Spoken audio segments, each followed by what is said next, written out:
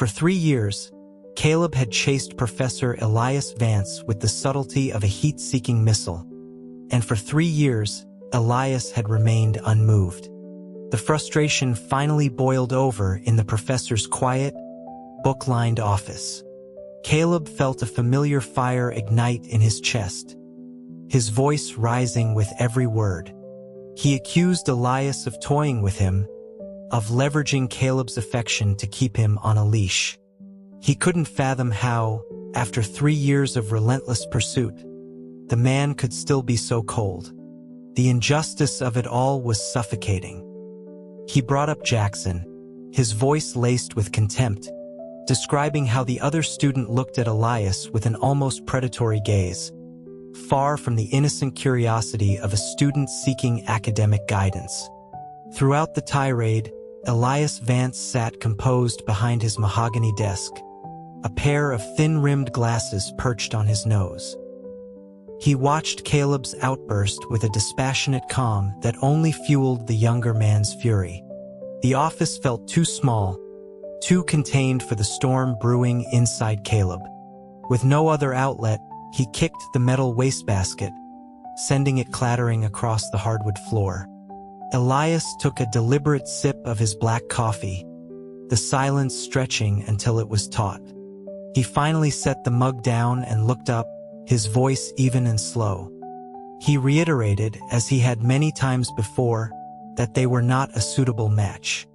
He explained that his social life was his own affair, and mentoring students was part of his job. He made it clear he owed Caleb no explanation and that if this disruptive behavior continued, Caleb would no longer be welcome. The threat of being permanently shut out struck a nerve. It had been a long time since Elias had used such a final tone. Panic overriding his anger, Caleb scrambled to right the wastebasket, scooping up the discarded papers. He offered a hasty apology, his previous arrogance deflating in an instant. Elias gave him a brief, weary glance and sighed, accepting the apology with a that it was the last time. Before the professor could add any more painful truths, Caleb interrupted with a cheerful, "You got it, Professor. Whatever you say," and fled the office before his courage failed him again.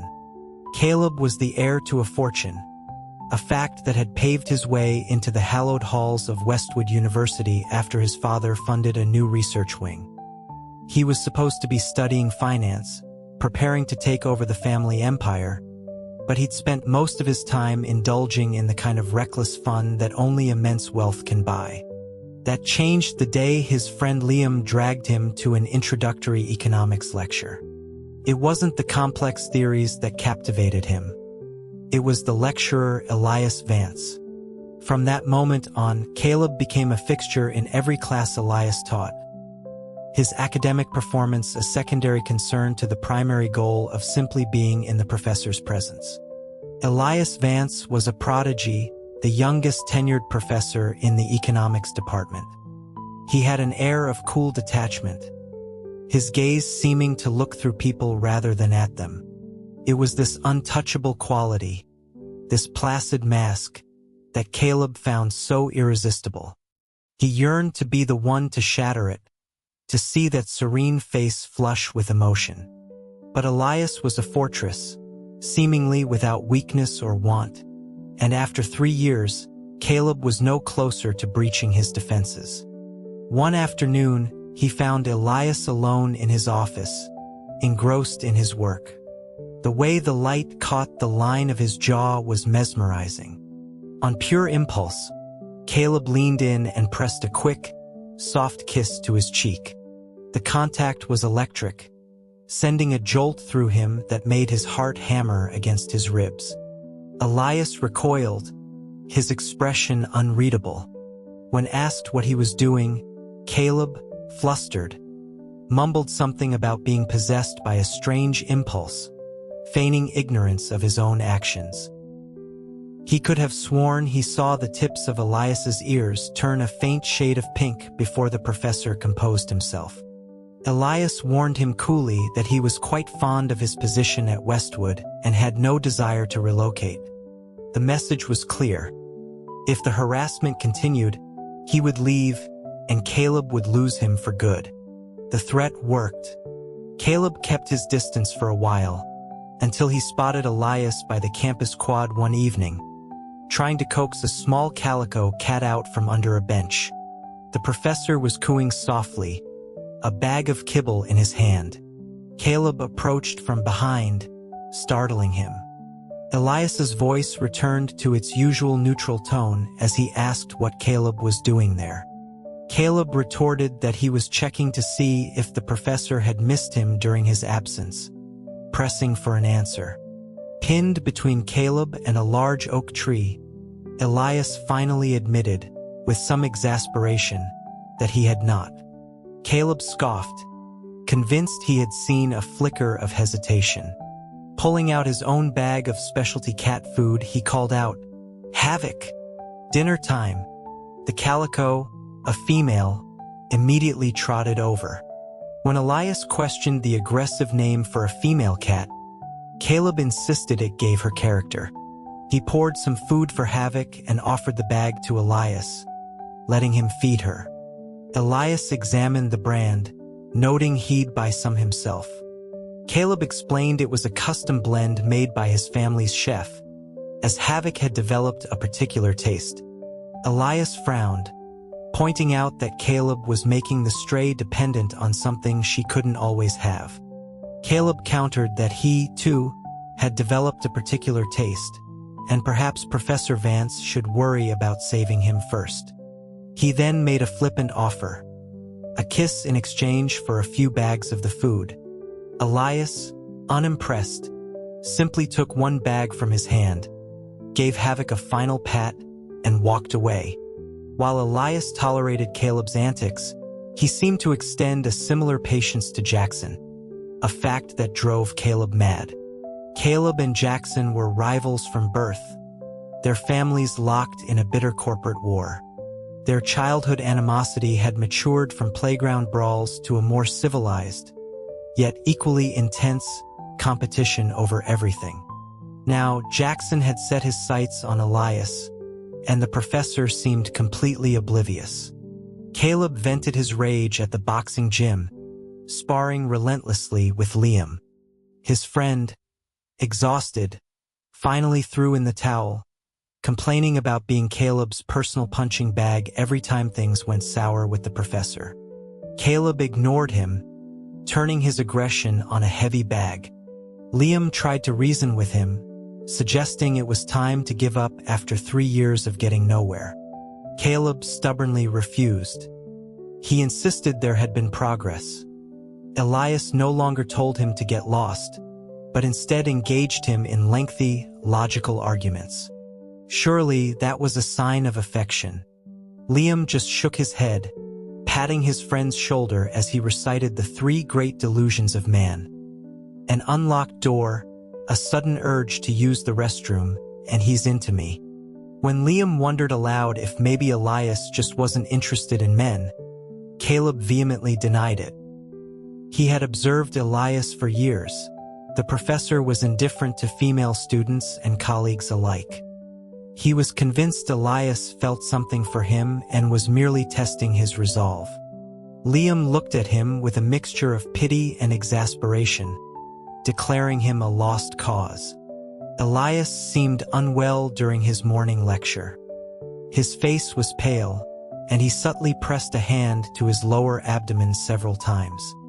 During the short break between classes, Caleb brought him a cup of hot water and felt his forehead, checking for a fever. He wasn't warm, but he clearly looked to be in pain. He urged Elias to go to the campus clinic, but the professor insisted he was fine. Throughout the next hour, Elias's discomfort became more apparent. He clutched his stomach more frequently and kept glancing at the clock, a rare sign of impatience from a man who usually seemed to exist outside of time. The moment class was dismissed, Elias grabbed his briefcase and hurried out, bypassing his office entirely. Caleb intercepted him, taking the briefcase, and followed him to his faculty apartment. Once inside, Elias went straight to a drawer, took some pills, and collapsed onto the sofa, looking drained. Caleb saw the box on the table, ibuprofen. He then found some ginger root and honey in the kitchen and made a hot drink, bringing it to him. He gently began to rub Elias's stomach, his hand resting on the slim waist. To break the tense silence, he made a thoughtless joke, remarking that Elias's symptoms were just like his mother's during her period. Elias's face darkened instantly. Misinterpreting his reaction, Caleb tried to backtrack, but the damage was done. A few moments later, he noticed Elias had his eyes closed, his long lashes resting on his pale cheeks. The professor's lips, no longer ashen, had a faint pink hue. Overcome by a wave of tenderness, Caleb leaned down and kissed his forehead. Just as he considered aiming for those lips, Elias shifted, turning away in his sleep. Caleb smiled to himself. Then, a strange metallic scent hit him. He asked aloud what the smell was. Elias shot up from the sofa and rushed to the bathroom, grabbing something from another drawer on his way.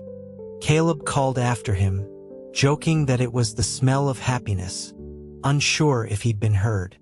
While Elias was in the bathroom, Caleb noticed the drawer he'd opened was slightly ajar. A light blue wrapper was visible inside. It was a box of tampons. The discovery hit him like a physical blow. He confronted Elias the moment he emerged, demanding to know if he had a girlfriend. Elias averted his gaze. His lips pressed into a thin line and gave a quiet, one-word affirmation. Caleb's mind reeled. He couldn't believe it, not after all their charged interactions.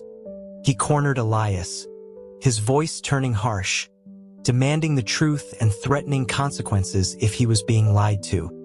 Finally, with a heavy sigh, Elias claimed they belonged to his cousin, who had left them behind during a visit. Unconvinced but desperate to believe him, Caleb pulled Elias into a fierce embrace, burying his face in his neck. He whispered that he wouldn't allow it. Elias wouldn't like anyone else. Elias avoided him for over a week. Caleb was sulking on a bench outside the faculty apartments, feeding havoc, when he saw the professor's car pull up. Jackson was in the passenger seat. The sight sent a bolt of pure rage through him. He stormed over, banging on the window and demanding Elias get out. Elias let Jackson out, telling him to go on ahead. Jackson shot Caleb a triumphant smirk as he left, nearly provoking a fight right there. But Elias grabbed Caleb's wrist, his grip surprisingly strong, and all but dragged him upstairs. The moment the apartment door closed behind them, Caleb pushed Elias against it, his mouth crashing down on the professor's. The kiss was as soft and intoxicating as he'd imagined, and his mind went blank, operating on pure instinct. He held Elias tightly, deepening the kiss until they were both breathless. Elias's hands were on his chest, a weak protest. "No," he gasped, his eyes wide and flushed. But Caleb felt he had been pushed too far. He pressed his body against Elias's, his voice a low growl. He whispered that he was in agony, that only Elias could save him. His hands began to explore, moving from the slender neck, down over his chest, to the flat, soft stomach. As his fingers fumbled with Elias's belt, the professor suddenly thrashed with a strength that almost broke Caleb's hold. In the next instant, the world went silent. Caleb stared, his eyes wide with disbelief. Then he looked up, his shocked gaze meeting Elias's averted one. You're intersex," he breathed. Elias flinched, shoving him away with all his might and quickly pulling his clothes back into place. His back was turned, a fragile, defiant silhouette that looked as if it might shatter. "Go on," he said, his voice trembling. "Aren't you disgusted?" "Disgusted?" Caleb stepped forward, wrapping his arms around him from behind. "No. Amazing." His eyes were practically shining. He couldn't believe it. This was the secret, the reason for all the pushing away. Elias insisted it had nothing to do with it, that they were simply incompatible. But Caleb was already lost in a new, intoxicating reality. His own arousal, which had been simmering, now roared to life. He looked down at Elias's slender, elegant hands. He captured one, pressing it against himself. The professor snatched his hand back, a deep blush staining his cheeks, and told him to use the bathroom. Not wanting to frighten him further, Caleb reluctantly complied, muttering about being left to suffer alone. From that day on, everything was different. In the lecture hall, Elias was the same composed, articulate professor, but all Caleb could see was the secret hidden beneath the tailored suit. The knowledge burned in him, his gaze so intense that when their eyes met, Elias would quickly look away. Caleb would just lean back in his chair with a knowing smirk, waiting. The moment class ended, he cornered him in the empty office, kissing him deeply, a possessive, wet kiss that left them both breathless. His hands were bolder now, slipping under Elias's shirt to knead the soft flesh at his waist. A small, involuntary sound escaped Elias's throat, a quiet whimper that was shockingly loud in the silent room. Both men froze. Then Caleb leaned in, his voice a husky whisper, and spoke of rumors he'd heard about heightened sensitivity, of a dual nature that must be a torrent of desire beneath such a cool exterior. He provocatively wondered if the pristine professor had secret toys he played with at night. Elias ignored him, gathering his things to leave. Caleb blocked his path, leaning against the desk, and offered to satisfy any needs he might have. When Elias continued to ignore him, Caleb switched tactics, asking to be taken to the faculty dining hall. To his surprise, Elias agreed. It was early for dinner, but the hall had a few students and staff. Caleb got them both plates of pasta and sat down, asking if this felt like a couple's date. Elias just put a piece of garlic bread on his plate and told him to eat more and talk less. Taking this as a tacit agreement, Caleb grandly announced that, as of that day, he was officially Elias's boyfriend. When Elias remained silent, Caleb repeated the declaration, this time announcing that Elias was his boyfriend. "That's not," Elias began, but Caleb cut him off, saying he'd just declare it again tomorrow. Elias sighed in defeat, telling him to just eat. Caleb's next stop was the dean's office. Dean Miller, an old family friend, asked what trouble he'd been causing lately. Caleb, lounging in a chair, casually mentioned he was busy pursuing someone. The dean, who knew of Caleb's reputation, was about to lecture him when Caleb specified it was Professor Vance.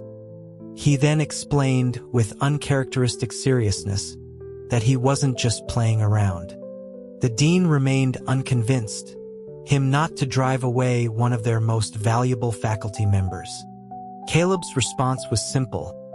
He'd have his father fund 2 more buildings.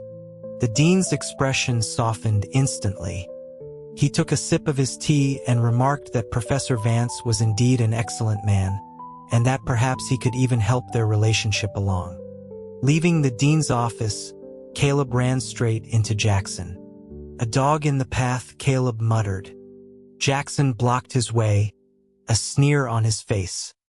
He asked if Caleb was really serious about a professor who had nothing but a pretty face and a condescending attitude. Caleb's guard went up. He warned Jackson to stay away, that he didn't stand a chance. Jackson laughed, a cold, dismissive sound. "Name your price," he said. "How much to make you give him up?" The question was so offensive Caleb saw red. He grabbed Jackson by the collar, furious that he would speak of Elias as a commodity. That evening, his father confronted him at dinner, having heard the news from Dean Miller. He was furious that Caleb was pursuing a man, concerned about the family line. Caleb retorted that it was the 21st century and his father's views were archaic. He didn't care about heirs. Then a thought struck him. He paused, a contemplative look on his face, before telling his father not to worry, that maybe he could produce a grandson after all. His father, enraged, retaliated by forcing Caleb to work at the corporate headquarters, cutting off his cards to ensure compliance. The timing just before graduation was a cruel blow, mostly because it meant missing Elias's classes. For 3 days, Caleb stewed in his new office, checking his phone obsessively for a message that never came. Liam, lounging on the office sofa, found the situation absurd. He pointed out the obvious flaw in Caleb's logic. Caleb was the one in pursuit, yet he was acting like a spurned lover in the middle of a quarrel. For the 3.5-year anniversary of his pursuit, Caleb tricked Elias into a dinner at an upscale steakhouse, claiming it was a student government event that required a faculty chaperone. The private room was filled with candles and flowers, the atmosphere thick with romance. When Elias pointed out the deception, Caleb simply replied that he came anyway. Didn't he? Elias just raised an eyebrow, a gesture that was incredibly alluring in the dim light. Their moment was shattered when Jackson burst into the room. He surveyed the scene with exaggerated applause, his eyes landing on Elias with pure venom. "I've always wondered," Jackson began, his voice dripping with malice, "how someone with your special defect has the courage to sit in a place like this. Being in the same room as a freak like you makes my stomach turn." The fork in Elias's hand stilled, his knuckles turning white. Caleb shot to his feet, shielding Elias and shoving Jackson back. "Get out," he snarled. Jackson just laughed. "It seems you still don't know," he taunted. "You don't know that under that perfect exterior, he's a monster that's neither man nor woman." Elias flinched, his breath catching. That was all it took. Caleb's fist connected with Jackson's face in a blur of motion. He accused Jackson of being twisted, of trying to destroy what he couldn't have out of pure childish jealousy. Jackson, blood trickling from his lip, didn't fight back. As Caleb wound up for another punch, Elias's quiet voice cut through the rage. "Let's go." The drive back was silent. As soon as the car stopped at Elias's apartment, Caleb locked the doors. He needed to explain to make sure Elias knew this wasn't his fault. But Elias spoke first, his voice low. He knew. He said he was just thinking how, even now, words could be used as such effective weapons. He mused that perhaps he had given the issue too much weight, that his own mindset had been the problem. He told Caleb not to blame himself for the actions of a person as distorted as Jackson. The fault, he said, lay not with them, but with the narrowness of the world. He affirmed that being intersex was just a part of who he was, no different than being male or female, and nothing to be ashamed of. His quiet strength left Caleb speechless, filled with an overwhelming desire to hold him. Elias continued, his voice soft, explaining that he only owed the truth to a future partner. He'd had time to think, and he realized he hadn't been brave enough before. He paused, then turned, his dark, brilliant eyes meeting Caleb's. "Caleb," he said, his voice steady. If you don't mind, I think we could try being together." The world exploded into fireworks behind Caleb's eyes. He surged forward, pulling Elias into a crushing hug, the force of his movement knocking over a chair. He kissed him with all the pent-up longing of the last 3 years, a desperate, claiming kiss that left no room for doubt. It was messy and overwhelming, and when they finally broke apart for air, Elias was dazed, his clothes in disarray, lips swollen. Caleb was breathing heavily, his body on fire. He asked where the bathroom was, his voice raw with need. The next time Elias stood before his class, he seemed unchanged, but a current of whispers followed him. During a break, a female student asked him if he was feeling better after his sick leave. Caleb strode up, possessively draping an arm over the back of Elias's chair. "Hey, Professor Vance is mine now," he declared. The student, intrigued, looked to Elias for confirmation. The professor simply raised an eyebrow, a clear smile in his eyes. The girl and her friends erupted in silent, squealing excitement. Graduation came and went. The first summer of their new life was hot and intoxicating, their days and nights melting into a haze of passion. Caleb was consumed by Elias, discovering every inch of the man who had once been an untouchable ideal. One day on campus, finalizing some paperwork, Caleb saw Jackson. He was a wreck, unshaven and gaunt. He looked at Caleb as if he wanted to speak, but Caleb felt nothing but cold indifference. He walked past without a word. That night, he held Elias in his arms, a troubled feeling settling over him. He suggested they move abroad, using a new business expansion as a pretext. He confessed his real reason. He was constantly paranoid, feeling like the world was staring at Elias, judging him. Elias set his book aside and looked at him with gentle, discerning eyes. He told Caleb that he was fine. The world wasn't as focused on them as Caleb thought. Most people didn't know the specifics of his condition, and those who did, the ones who mattered, didn't care. "Darkness can't cover the light," he said softly. "The sun will always rise." Elias's calm wisdom soothed Caleb's anxieties, as it always did. He felt a fresh wave of love for this incredible man. "I love you, Elias," he whispered. "It has nothing to do with your body. It's you. It was always you." He promised that Elias would no longer have to guard his secret alone. They would guard it together. Elias smiled. "Okay." A mischievous glint returned to Caleb's eyes. "Still, I think it's incredibly cute," he said, his voice dropping low. "And I was thinking, maybe we could try something new tonight?" Elias started to protest, but Caleb silenced him with a kiss, his body pressing down, ready to explore the endless mystery that was the man he loved.